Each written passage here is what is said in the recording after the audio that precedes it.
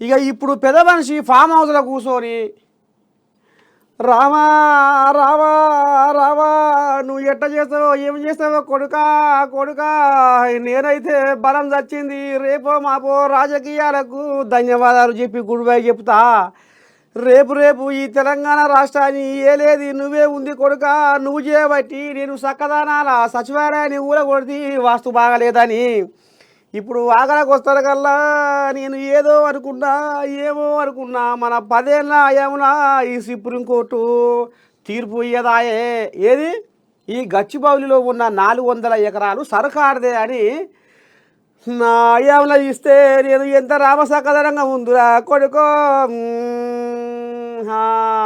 ఇది కథ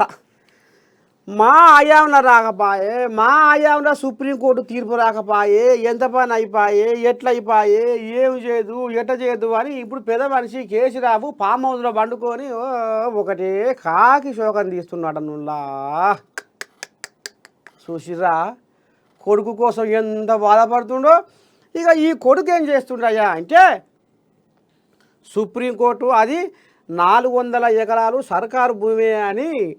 తీర్పు ఇచ్చినా ఈ కోజాగా ఏం చేస్తుంది ఇక ఏదో పని ముంగటేసుకోవాలి కదా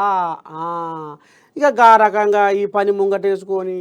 ఈ విద్యార్థులకు ఉసిగొల్పి వాళ్ళకు ఖర్చులు రయాలు అన్నీ మంచిగా అందించి సరఫరా చేసి ఉరుకుర్రి అని లెగా లెగా మారో మారో లెగా లెగా అని చూ చూ అని ఉసిగొల్పుతుండ్రు ఇక ఆ కోళ్ళాగలు రోడ్ల మీద ఆడికి ఈడికి తిప్పట్లాడుతుర్రు తరుముతుర్రు పోలీసు వాళ్ళ చేతుల్లో ఇక మరి బస్ ఎక్కి పోయి జైల్లో పోతుర్రు రకరకాలుగా నడుస్తుంది కథ.